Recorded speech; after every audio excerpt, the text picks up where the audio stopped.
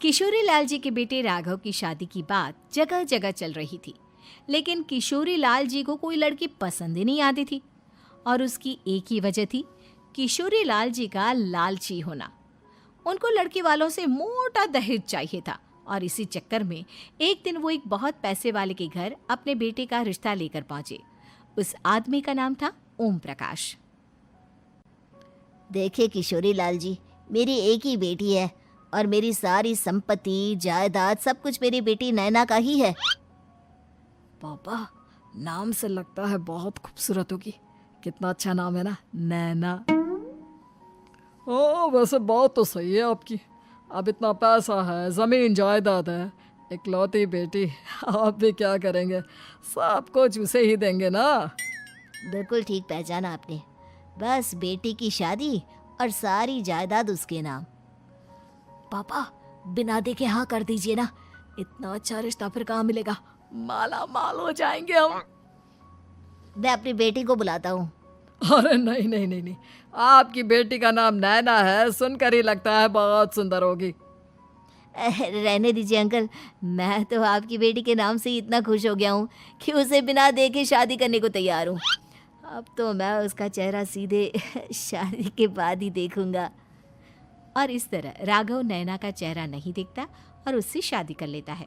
शादी के बाद अपनी सुहाग रात पर जब राघव नैना का घूंघट उठाकर देखता है तो नैना की आंखें बंद थी। कितने खूबसूरत हो तुम नैना, जरा अपनी आंखें खोलकर मेरी तरफ देखो तो सही। नहीं, मुझे शर्म आती है। अरे, मैंने तुम्हें शादी से पहले भी नहीं देखा, और अब अगर तुम आंखें खोलकर मुझे देखोगी भी नहीं तो मुझे अच्छा कैसे लगेगा? इससे पहले कि नैना अपनी आंखें खोलकर राघव की तरफ देखती, अचानक से लाइट चली गई और राघव नैना को पूरी तरह से देख भी नहीं पाया। अगली सुबह नैना राघव के लिए नाश्ता बनाकर लेकर आई। अरे ये क्या, आधा पराठा सेका हुआ है और आधा बिल्कुल कच्चा। ये तुमने क्या किया नैना? बहू, तुमने क्या आधा पराठा तवे से नीचे लटका कर रखा था, जो आधा सिका है और आधा कच्चा? मुझे जितना दिखेगा उतना ही तो सीखूंगी ना पापा जी। जहाँ जहाँ मुझे नजर आ रहा था वहाँ मैंने सीख लिया, जहाँ जहाँ नहीं दिखा वहाँ कच्चा रह गया होगा। इसका क्या मतलब है? ये कैसा मजाक कर रही है तुम? अरे बहू, तुमने इतना लंबा घूंघट क्यों लगाया हुआ है? देखो, हमारे घर में बहुओं को बेटी की तरह रखा जाता है, और फिर तुम तो इतना सारा माल लेकर आई हो। देखो, ये घूंघट डालकर रखने की कोई ज़रूरत नहीं है। हाँ नैना, पापा जी ठीक कह रहे हैं, तुम तो आराम से रहो, अपना ही घर समझो। नैना अचानक से अपना घूंघट उठा लेती है। अरे ये क्या पापा, नैना की तो एक आंख फूटी हुई है। नाम से नैना, लेकिन ये तो कानी बहू निकली। मेरे साथ धोखा हुआ है, धोखा। बिना दिखाए अपनी कहानी लड़की मेरे संग ब्याह दी। मुझे कहानी भी नहीं चाहिए। मुझे अभी ओम प्रकाश जी से बात करनी पड़ेगी। आखिर उन्होंने मेरे साथ ऐसा किया क्यों? अरे, आप लोगों ने ही तो पापा से कहा था कि आप लोग शादी से पहले मुझे देखना नहीं चाहते। अब मेरे पापा पर क्यों इल्जाम लगा रहे हैं? अरे लेकिन उन्हें बताना तो चाहिए था ना कि तुम कहानी हो, एक आंख से तुम्हें दिखाई नहीं देता। किशोरी लाल और राघव नाराज होकर ओम प्रकाश को अपने घर बुलाते हैं। पापा जी, ये आपने क्या किया? शादी से पहले बताया क्यों नहीं कि नैना की आंखों में परेशानी है? अरे, आप ही ने तो लड़की देखने से मना कर दिया था। और लेकिन आप बता तो सकते थे। आपको तो हमारी बेटी की प्रॉपर्टी चाहिए थी, वो भी पूरी की पूरी। अब क्या हुआ अगर उसे आधा दिखाई देता है? प्रॉपर्टी तो आपको पूरी मिल गई ना। अरे ये क्या बात हुई? मेरी शादी प्रॉपर्टी से नहीं, आपकी बेटी से हुई है।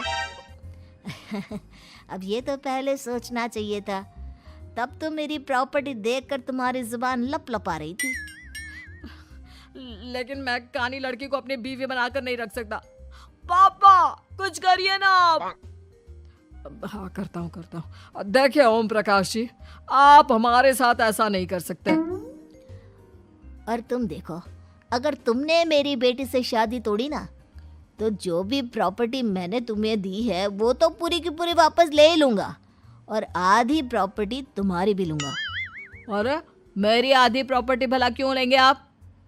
इसलिए क्योंकि मेरी बेटी को आधा नज़र आता है और उसकी नज़र अभी तक तुम्हारी आधी जायदाद पर ही पड़ी है।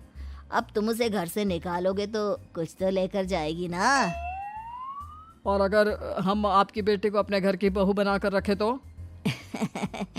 तो तुम्हारी पूरी प्रॉपर्टी तुम्हारी ही रहेगी और जो मैंने तुम्हें दिया है ना उसमें से बस मैं आधा लेकर जाऊंगा। अरे लेकिन अब आप अपनी दी हुई प्रॉपर्टी में से आधी वापस क्यों लेकर जाएंगे? अगर मैं आपकी बेटी को अपनी पत्नी बनाकर रखने को तैयार हूं तो? इसलिए ताकि भविष्य में अगर तुम मेरी बेटी को धोखा दो तो उसके पास कुछ तो रहे जो पति का हो। वैसे मेरे पास तो बहुत कुछ है लेकिन अपने पति की कोई निशानी तो उसके पास होनी चाहिए ना। अब अगर तुमने मेरी बेटी को कहानी कहा तो तुम्हें प्रॉपर्टी भी कहानी ही मिलेगी, पूरी नहीं। जमाए राजा। किशोरी लाल और राघव समझ चुके थे कि वो बुरी तरह फंस चुके हैं और अब उनके पास वहां से निकलने का कोई चारा नहीं है। अब समझ में आया ना, लालच बुरी बला होती है। एक तो तुम्हें प्रॉपर्टी मिली, ऊपर से बीवी मिली, उसमें तुम्हें नखरे भी दिखाने हैं। आए बड़े, चुपचाप बैठो दोनों। कुछ दिनों के बाद नैना राघव की कार लेकर बाजार घूमने निकलती है और जब कार लेकर वापस आती है, ये क्या? एक तरफ से मेरी गाड़ी पूरी खराब हो चुकी है। लगता है तुमने मेरी गाड़ी को किसी दूसरी गाड़ी के साथ एक्सीडेंट किया है। अरे अरे कितना बड़ा नुकसान कर दिया तुमने बहू। वो क्या है ना पापा जी, मुझे एक आंख से दिखाई नहीं दे रहा था, सामने से गाड़ी आ रही थी। मुझे तो सिर्फ आधा ही दिखाई दिया और वो गाड़ी मेरी कार से रगड़ते हुए निकल गई। अब मैं क्या करूं बताओ? आप इसे ठीक कराने के पैसे कौन देगा? तुम्हारे पापा।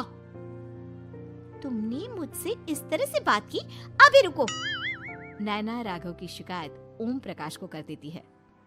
देखो राघव, अब जो मेरी आधी प्रॉपर्टी तुम्हारे पास थी ना उसमें से आधी और मैं लेकर जाऊंगा क्योंकि तुमने मेरी बेटी को डांटा। अरे नहीं नहीं पापा जी, गलती हो गई, माफ कर दो। गलती की तो कोई गुंजाइश ही नहीं। अगली बार मेरी बेटी को डांटा तो बची हुई आधी में से आधी और ले जाऊंगा। लालच के चक्कर में हम दोनों ने बहुत बड़ी गलती कर दी बेटा।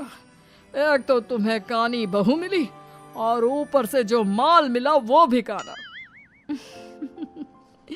इस तरह राघव की हर एक गलती पर ओम प्रकाश उसकी प्रॉपर्टी का आधा आधा हिस्सा लेकर अपना सारा माल वापस ले गया और राघव को कानी बीवी से काम चलाना पड़ा। भाई लालच वाकई में